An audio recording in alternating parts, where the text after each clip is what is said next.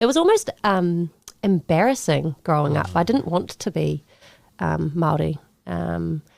I remember, Moana saying she used to hate having a Māori name. And I know that this is a pretty common story for lots of families. That's really interesting, and I don't want to take away from what you're here talking about tonight, but a friend of mine who was Māori, and she was on the show, same thing, her father, who was Māori, took her away down to the South Island because he didn't want her to know that she had, which was quite sad, and she said until she, years later when she went into the Navy, she didn't realise that she was Māori until people pointed it out, and that's really sad. It's sad. It's common. It's a common story.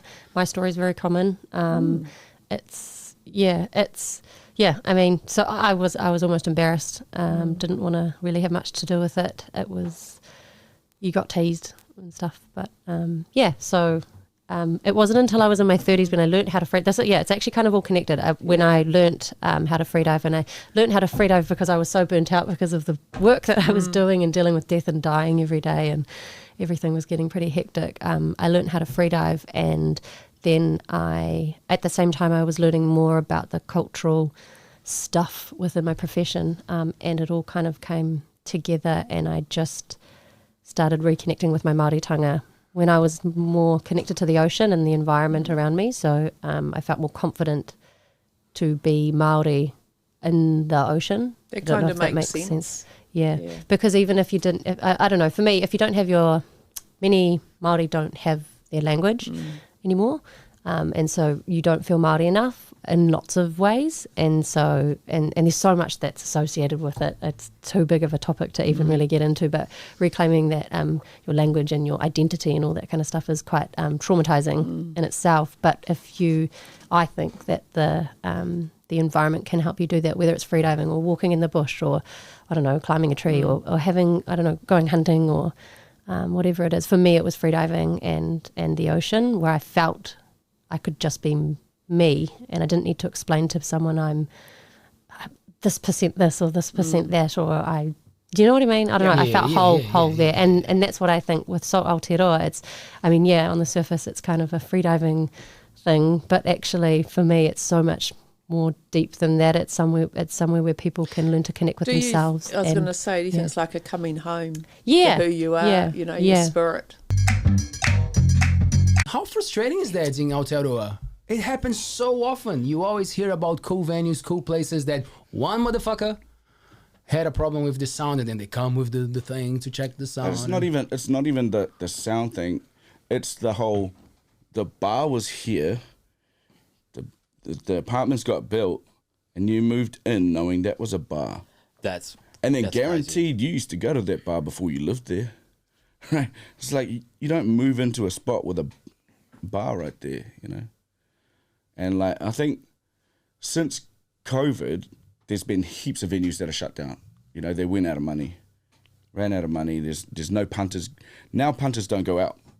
Like, it was hard enough getting people to your shows in New Zealand before COVID. Now it's so hard. Like, hey, come to my show. And people are like, I don't really want to go out. And like, I don't blame them. You got conditioned to stay at home. But now it's like, damn, like if you don't come out and support these shows, this venue's going to close. And then when you want to go out and see a show, you got no.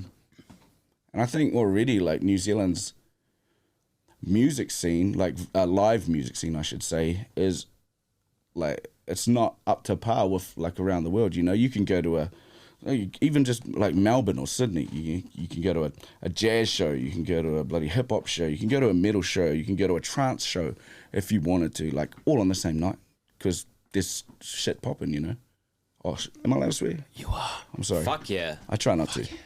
Yes, you are. Thanks, Ruben, for making a point there for us. Kai Moana, and it's the same goes for land hunting. It's subsistence. It's subsistence hunting. So the competitive, and again, like I'm not going to get myself into trouble here.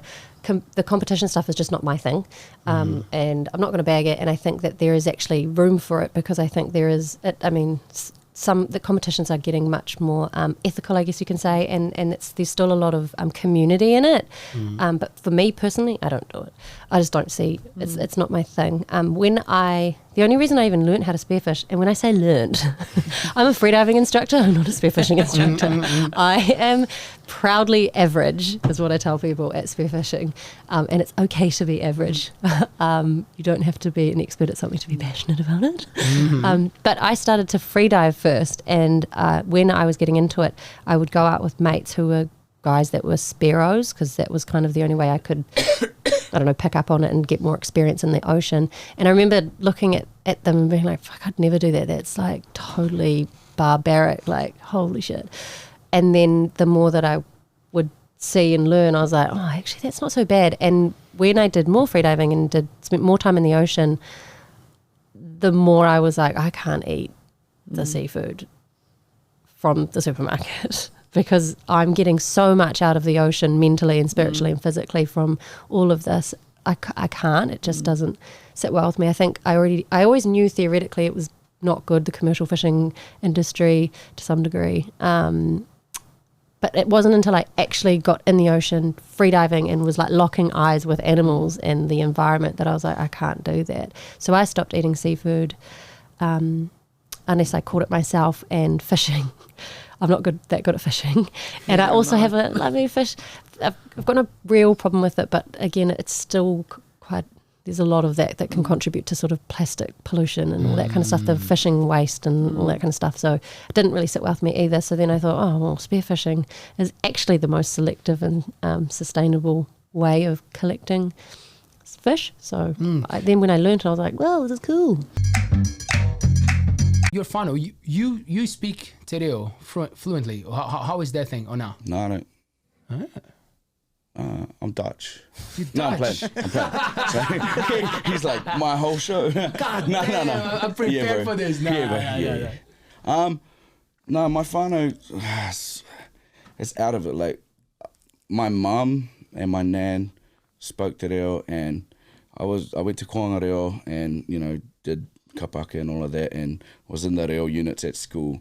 My dad, like, this is his story, and you should get him on. He's an amazing man now. Dad, you're invited. Yeah. Dad. Rob. Rob.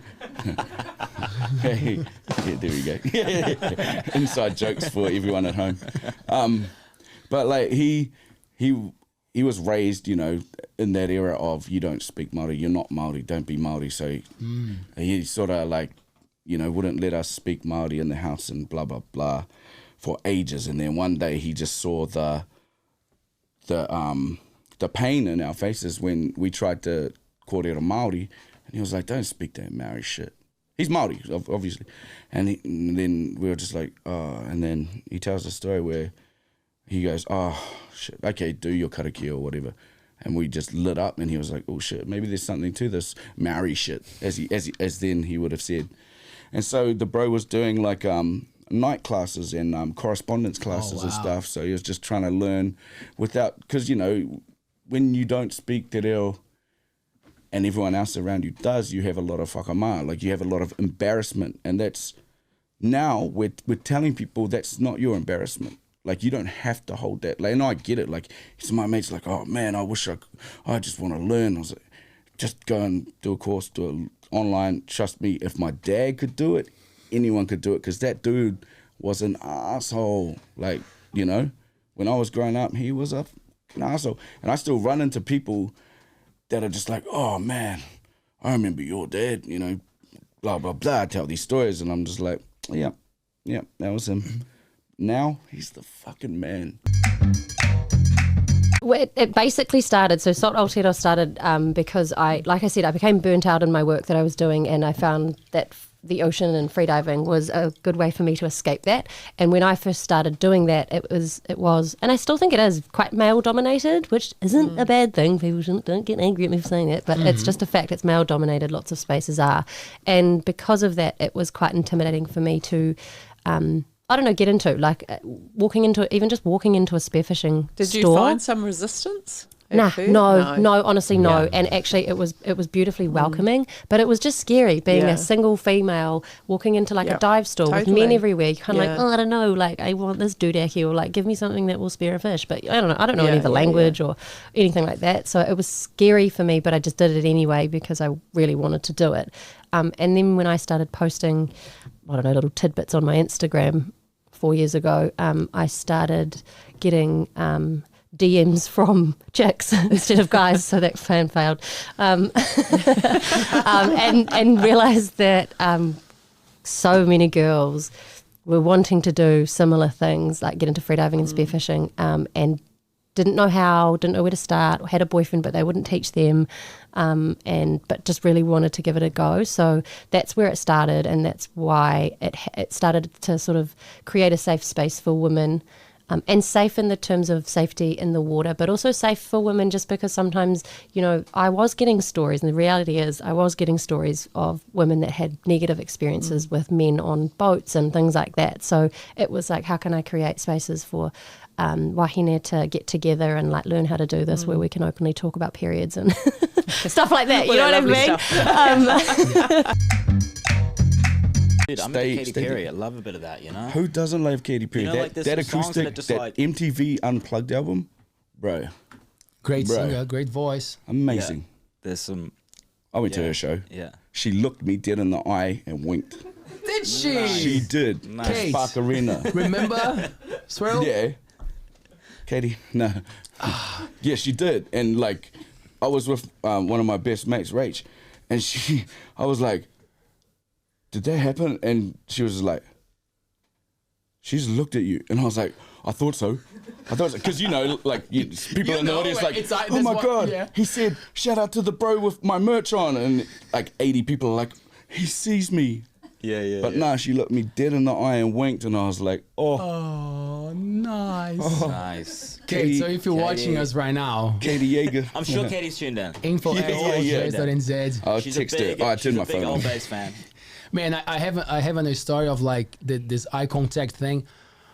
I love the Foo Fighters. I feel like some of their songs are not great, but the energy that they put on shows, that's what captivates me. I love watching them live. David Grohl is just a beast. Big fan. So I went to see them in New Zealand. I've seen them maybe 3 times. And there was Taylor and me, and we were just like going insane in the crowd, like starting the mosh pits and opening space, and like they were playing times like these. It's not a pogo dance song. Fuck it, we don't care. We're going to start the pogo dance here, and I'm like, and I'm looking at the stage and kind of like vibing, and not that you expect a response, as you said, but like you vibing with the band, right? And I remember that I was trying my best, like to make them see that we were moving things for them, like we were so excited in like those classic 3-hour Foo Fighter shows. And then there was a moment that they played in the middle of the crowd, and we were quite close, and I was tired, and then he was doing like an acoustic version of a song. So like I remember there was a moment that I didn't yawn, but I was kind of saw like, you at the wrong I was time. kind of like, "Whoa," and then I'm not as sure as you were that Katy Perry gave you the look. He gave you the look. But I feel like he gave me a look, and he got me kind of like, because he was kind of like this. He looked at me and he was kind of like, and quickly changed his eye, like I was like, oh fuck, Dave Grohl spotted me like tired in his show. He didn't see the 2 hour and 59 minutes before that, but so I get you, man. That's the You impact know, you and can have, right, on stage when you give someone that attention, Yeah. right? Even calling them out when they're not paying attention, right? I That's would like, definitely call that out. See, I wouldn't do the flick away look. I'd be like, whoa, hold up. What are you yawning for?